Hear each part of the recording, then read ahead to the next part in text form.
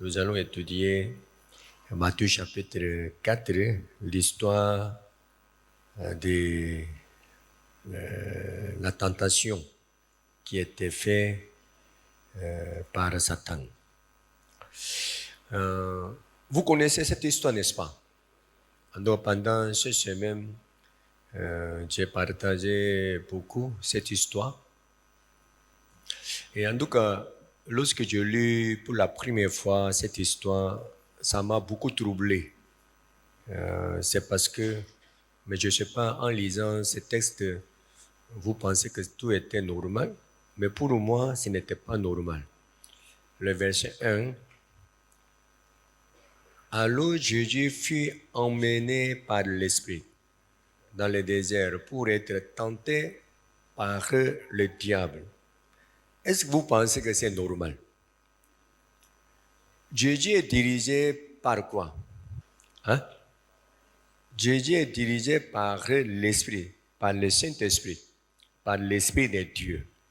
Donc le Saint-Esprit doit amener Jésus où? Devant Dieu, n'est-ce pas? Mais en étant dirigé par le Saint-Esprit, il s'est trouvé devant qui? Hein? Devant Satan, devant le diable. Hein? C'est normal? Hein? Vous avez suivi le Saint-Esprit et puis vous êtes devant le diable. Est-ce que la conduite du Saint-Esprit c'est sérieux? Hein? Il n'est pas sérieux. Hein? Vous allez dire, c'est-à-dire vous êtes devant Satan et puis vous allez regarder Saint-Esprit. Saint-Esprit, est-ce que tu es sérieux? Hein? Je t'ai suivi et puis tu m'as amené où? Donc lorsque je lis ce texte, vraiment je ne comprenais pas. Pourquoi? S'il était dirigé par le Saint-Esprit, ça veut dire que c'était la volonté de Dieu. Dieu voulait que Jésus soit devant le diable pour qu'il soit tenté par le diable. Ça veut dire que c'était le plan de Dieu, c'était la volonté de Dieu.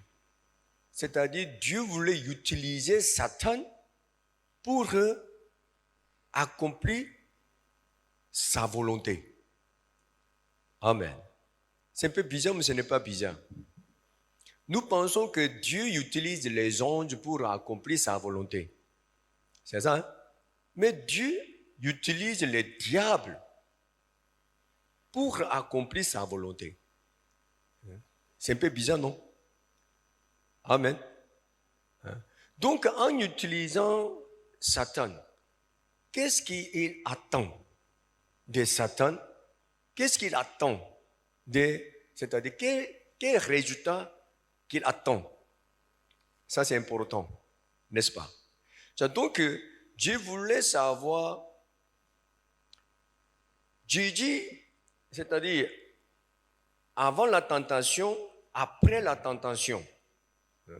Qu'est-ce que Dieu a vu? Et puis, après la tentation, nous voyons que le dernier verset que nous avons lu, on va lire encore. C'était verset combien? 11. Alors le diable les laissa. Et voici des anges vinrent auprès de Jésus et les servaient. Donc depuis ce moment-là, Jésus était servi par les anges. Et puis, effectivement, depuis ce moment-là, Jésus a commencé à faire l'œuvre de Dieu. Amen. Ça veut dire qu'avant que Jésus commence son œuvre, c'est-à-dire l'œuvre de Dieu, Dieu voulait vérifier certaines choses. C'est-à-dire cette tentation était vraiment, vraiment importante pour Dieu même. C'est-à-dire à travers cette tentation, il voulait voir quelque chose. Il voulait vérifier quelque chose. Vous comprenez? Et puis ce qui est intéressant, après ça, est-ce que Jésus n'était plus tenté par Satan? le test est passé. Donc maintenant, il est qualifié. Donc Satan ne venait plus. Je vais lire Luc chapitre 4.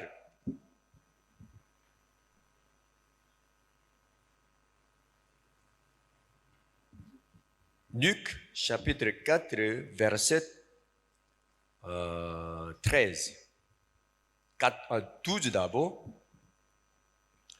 Jésus lui répondit, il est dit, tu ne tenteras point le Seigneur ton Dieu. C'est-à-dire, si vous lisez chapitre 4, vous allez voir même l'histoire que nous avons lue dans Matthieu chapitre 4, le verset 13.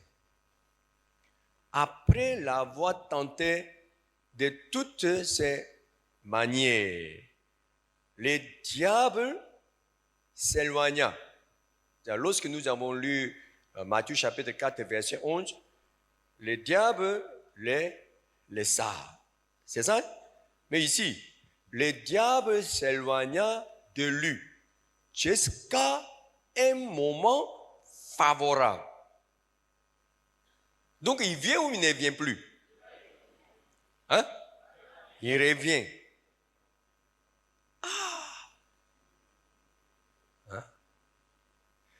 Donc si le diable revient, il revient pour faire quoi? Pour faire même travail. Pour faire même travail. Ça veut dire que cette tentation, cette étape, ce n'est pas une étape qu'on doit faire une seule fois. Jusqu'à notre mort, on sera tenté. Pourquoi? Donc, aujourd'hui, on va voir pourquoi Dieu voulait que Satan entre dans cette affaire, pourquoi Dieu voulait que Jésus soit tenté. Puisque Jésus est notre grand frère, il est le modèle de tous les chrétiens. Parce que actuellement, nous vivons dans les mêmes conditions où Jésus était. Nous sommes la même chose que Jésus, mais nous ne sommes pas la même chose que Jésus. Hein? Jésus est venu dans ce monde avec quoi? Avec la chair. C'est sa chair différente de notre chair ou bien sa chair même chose que notre chair? Hein? Même chose? Vous connaissez votre chair? Comment notre chair est sale et charnelle et mauvaise? Vous connaissez? En sachant cette chose, vous parlez comme ça. Est-ce que la chair de Jésus est la même chose que notre chair? Hein? Même chose.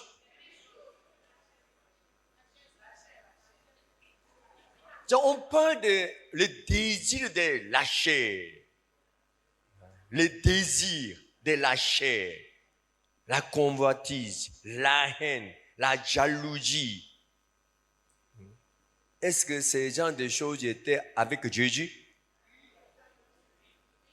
Oui, levez la main. Ok. Jamais, levez la main. Jamais. Ok. Je n'ai pas encore demandé à Jésus de lever la main. On soupçonne, mais n'est pas encore confirmé.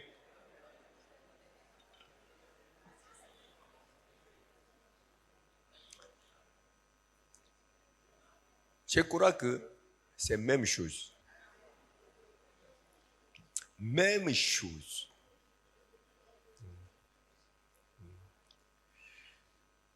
Il n'y a aucune différence entre nous et Jésus. Vous avez le Saint-Esprit, vous n'avez pas de Saint-Esprit. Est-ce que vous avez le Saint-Esprit? Oui, Jésus aussi, c'était pareil. Donc, il ne faut pas penser que Jésus était un être qui était différent de nous. Il ne faut pas penser comme ça. Nous sommes la même chose. c'est-à-dire Jésus, et nous sommes même chose. Vous comprenez? C'est à cause de cette raison, Satan était comment? Était encouragé de tenter Jésus. Si Jésus était différent de nous, est-ce que les diables pouvaient essayer de tenter Jésus? Non, ce n'est pas possible. Jésus était la même chose que nous. Donc, Satan utilise la même manière qu'il utilise toujours pour nous. Vous comprenez? Donc, on doit savoir qu'est-ce qui est passé réellement. On va retourner Matthieu chapitre 4, le verset 1. Alors Jésus fut emmené par l'Esprit dans le désert pour être tenté par le diable. Le verset 2. Après avoir jeûné 40 jours et 40 nuits, il eut faim. Pourquoi?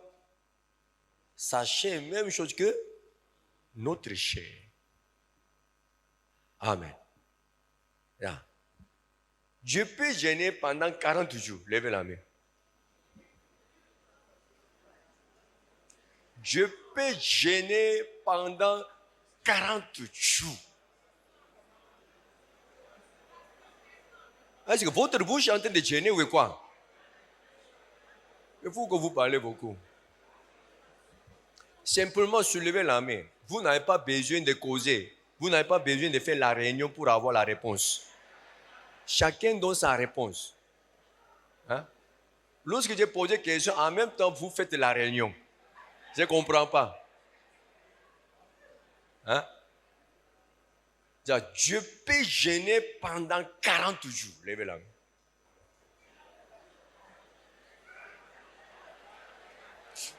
Il y a quelqu'un réunion encore. Je ne peux jamais jeûner. Levez la main. Pendant 40 jours. Ok.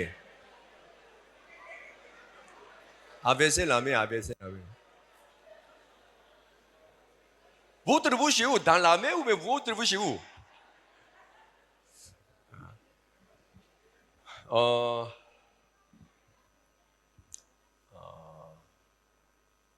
Vous pouvez le faire. Parmi vous, il n'y a aucune personne qui ne peut pas le faire. Si vous êtes enfermé dans un lieu, forcé, et puis celui qui vous a enfermé ne vous donne pas la nourriture pendant 40 jours, vous allez faire ça.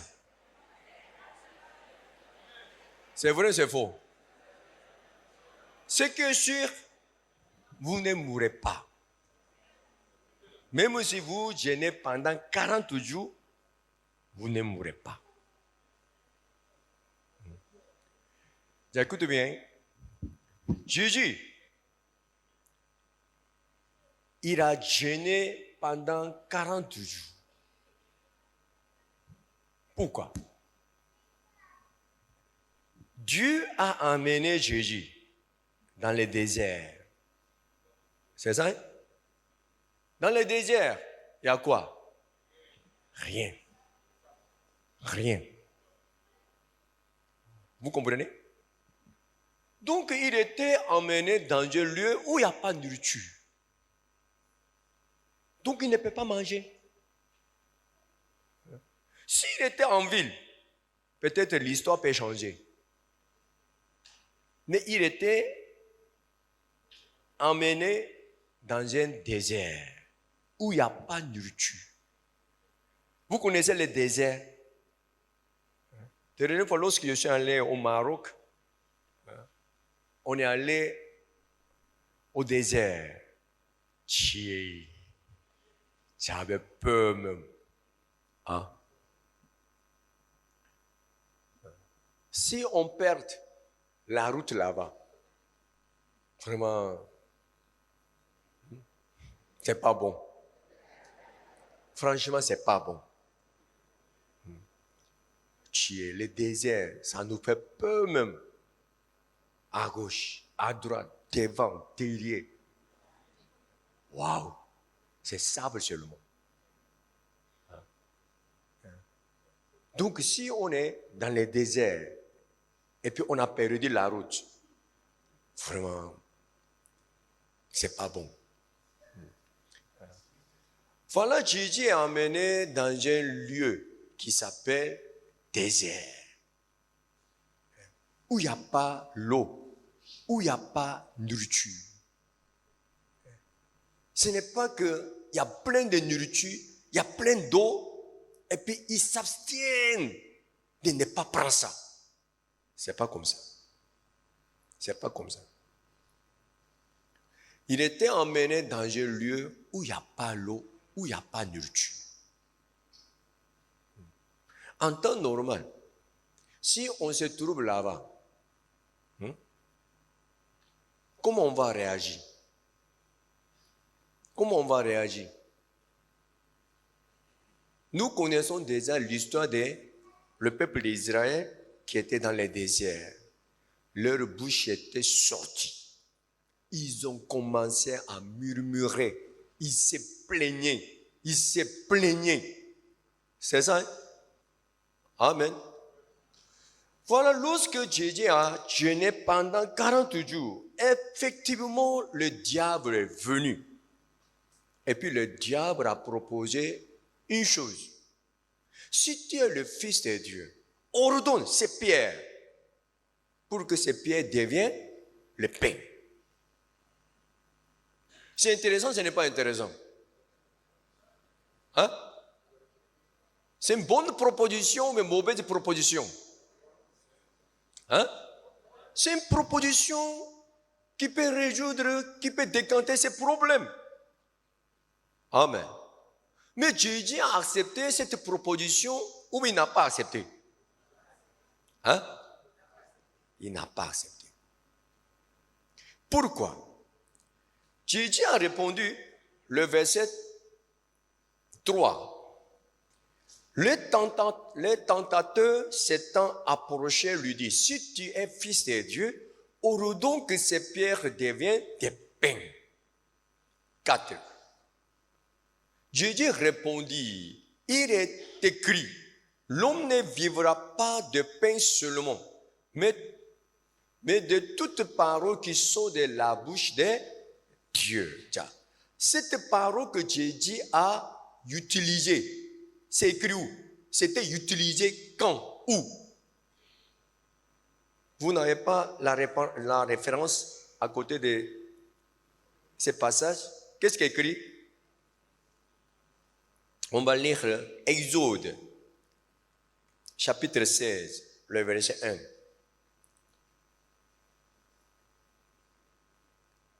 Exode, chapitre 16, le verset 1.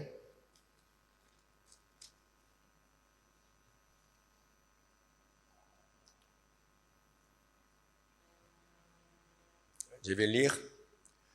Toute l'assemblée des enfants d'Israël partit d'Élim et ils arrivaient au désert de Sin, qui est entre Élim et Sinaï, le 15e jour du second mois, après leur sortie du pays d'Égypte. Ça veut dire quoi? Après 2 mois de leur sortie d'Égypte. C'est-à-dire ils ont quitté l'Égypte il y a 2 mois. Vous comprenez? Le verset 2. Et toute l'assemblée des enfants d'Israël murmura dans le désert contre Moïse et Aaron. Les enfants d'Israël leur dirent, que ne sommes-nous morts par la main de l'Éternel dans le pays d'Égypte, quand nous étions assis près des pots de viande, quand nous mangions des pains à satiété, car vous nous avez menés dans ce désert pour faire mourir de faim toute cette multitude. L'Éternel dit à Moïse, voici, je ferai pleuvoir pour vous du pain, du haut des cieux. Le peuple sortira et en ramassera le jour par jour la quantité nécessaire afin que je les mette à l'épreuve. C'est quelle preuve? On va lire. Hein? Et que je vois si marchera ou non seront ma loi. 5. Il faut penser, l'épreuve, c'est quelle preuve? Hein? Le 6e jour, lorsqu'ils prépareront ce qu'ils auront apporté, il s'en trouvera le double de ce qu'ils ramasseront jour par jour. Moïse et Aaron dirent à tous les enfants d'Israël, ce soir, vous comprendrez que c'est l'Éternel qui vous a fait sortir du pays d'Égypte. Et au matin, vous verrez la gloire de l'Éternel parce qu'il a entendu vos murmures contre l'Éternel. Car que sommes-nous pour que vous murmuriez contre nous? Moïse dit, l'Éternel vous donnera ce soir de la viande à manger et au matin du pain à satiété. Parce que l'Éternel a entendu le murmure que vous avez proféré contre lui. Car que sommes-nous? Ce n'est pas contre nous que sont vos murmures, c'est contre l'Éternel. Moïse dit à Aaron, dit à toute l'assemblée des enfants d'Israël, approchez-vous devant l'Éternel car il a entendu vos murmures. Et tandis qu'Aaron parlait à toute l'assemblée des enfants d'Israël, il s'est tourné du côté du désert. Et voici la gloire de l'Éternel parut dans la nuée. L'Éternel s'adressant à Moïse dit, j'ai entendu le murmure des enfants d'Israël, dis-leur, entre les deux soirs, vous mangerez de la viande et au matin, vous vous rassasierez de pain. Et vous saurez que je suis l'Éternel, votre Dieu. Le soir, il survint des cailles qui couvrit les camps. Et au matin, il y eut une couche de rosée autour du camp. Quand cette rosée fut dissipée, il y avait à la surface du désert quelque chose de menu comme des grains, quelque chose de menu comme la gelée blanche sur la terre.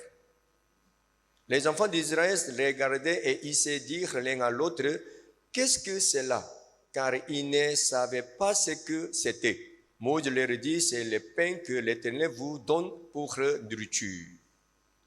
Voici ce que l'Éternel a ordonné, que chacun de vous en ramasse ce qu'il faut pour sa nourriture, un homère par tête, suivant le nombre de vos personnes. Chacun en prendra pour ceux qui sont dans sa tente.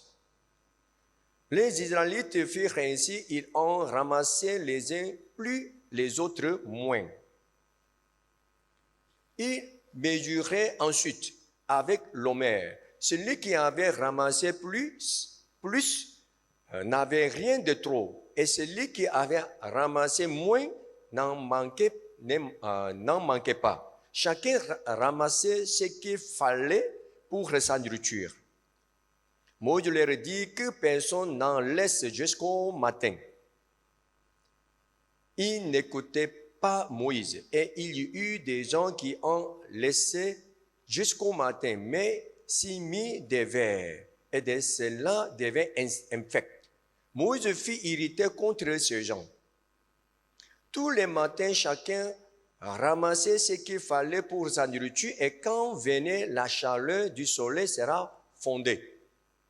Le 6e jour, il ramassait une quantité double de nourriture de homère pour chacun. Les deux principaux de l'assemblée vinrent le rapporter à Moïse.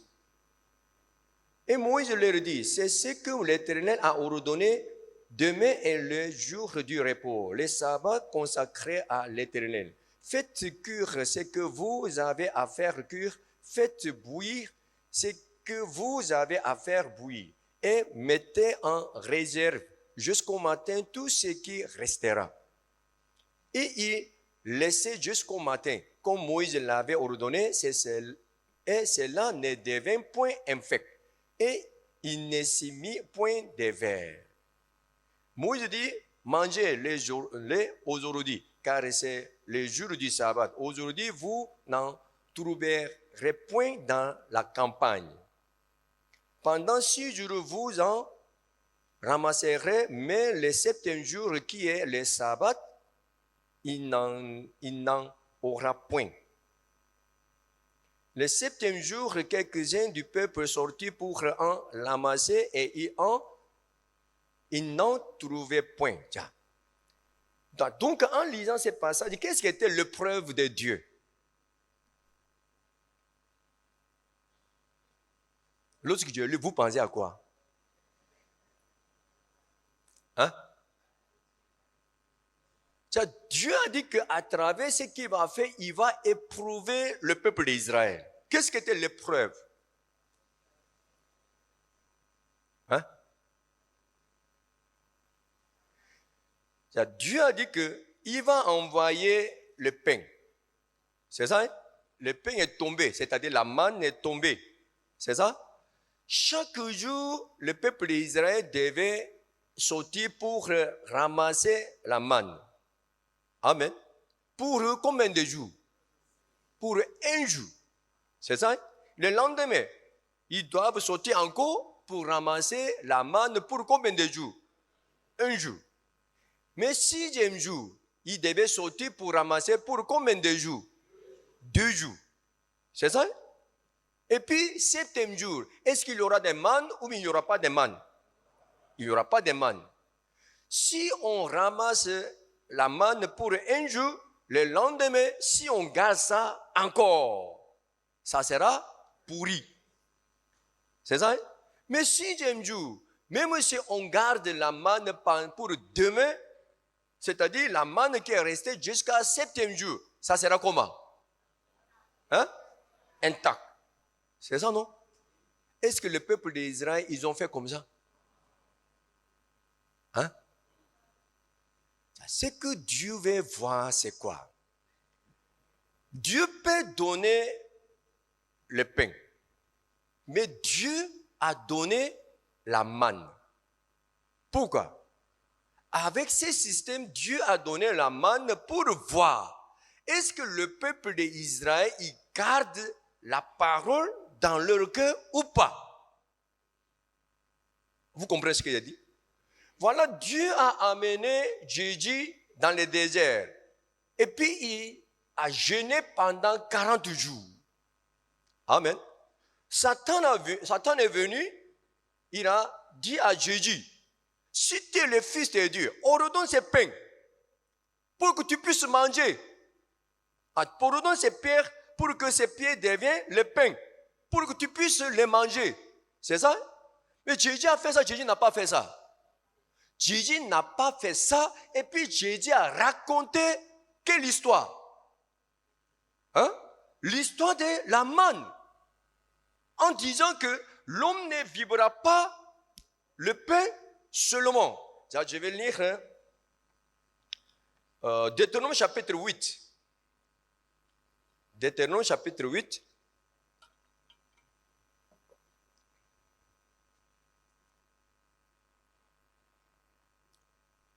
Le verset 1.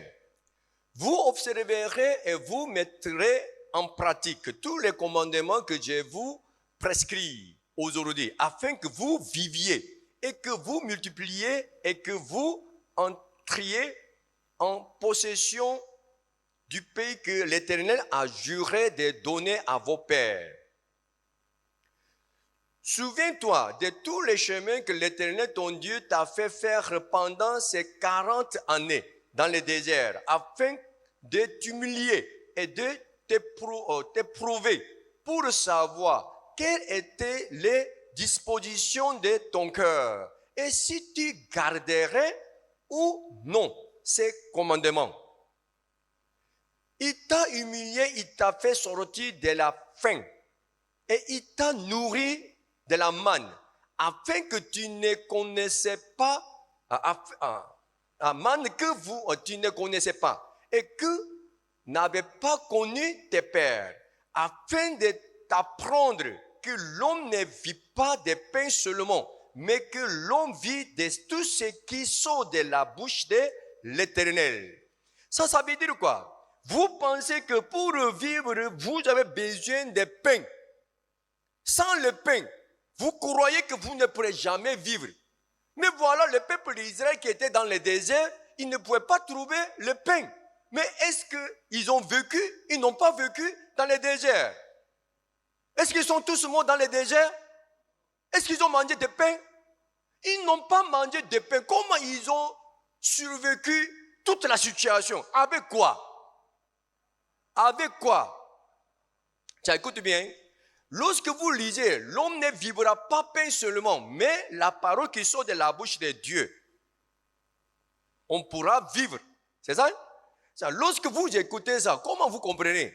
On a besoin de le pain, plus la parole. Ou bien, on a besoin de le pain. Hein? Ah non. On a besoin de la parole. La parole, seulement, sans pain. L'homme ne vivra pas pain seulement. L'homme ne vivra pas avec le pain, c'est ça? Ça, on va lire encore. Ici. L'homme ne vit pas de pain seulement. L'homme ne vit pas de pain seulement, mais que l'homme vit de tout ce qui sort de la bouche de l'Éternel. Comment vous comprenez cette parole? L'homme ne vit pas de pain seulement, mais que l'on vit de tout ce qui sort de la bouche de l'Éternel. Ça veut dire quoi? L'homme a besoin de pain plus la parole, ou bien l'homme n'a pas besoin de pain si on a la parole.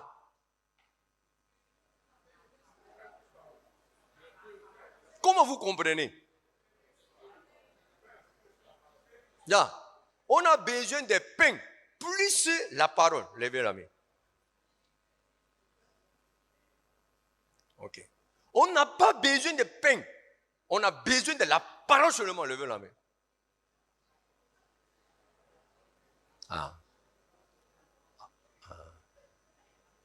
C'est ça.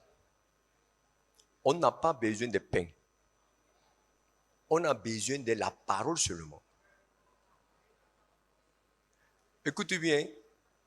Dans cette parole, pain est dedans, n'est pas dedans. Pain est dedans, n'est pas dedans. Pain est dedans. Vous comprenez? Dieu a créé ce monde avec quoi? Avec la parole. Jésus, pendant 40 jours, il n'a pas mangé. Satan a dit que si tu m'écoutes, tu vas résoudre ce problème. Tu seras rassasié. Maintenant, tu as faim. Tu vas résoudre ce problème, non? Si tu m'écoutes, tu vas résoudre ça. Mais Jésus, il avait quelle mentalité? Je vais manger ce que Dieu me donne. Je ne peux pas utiliser ma propre manière pour résoudre ce problème. Dieu ne veut pas confier son travail à celui qui n'a pas la parole de Dieu dans son cœur. Avant que Jésus fasse le travail de Dieu, Dieu voulait vérifier. Est-ce que dans son cœur, il y a une parole qui peut surmonter cette situation, cette tentation de Satan? Celui qui n'a pas la parole dans son cœur ne peut jamais surmonter la tentation de Satan. Ce n'est pas possible.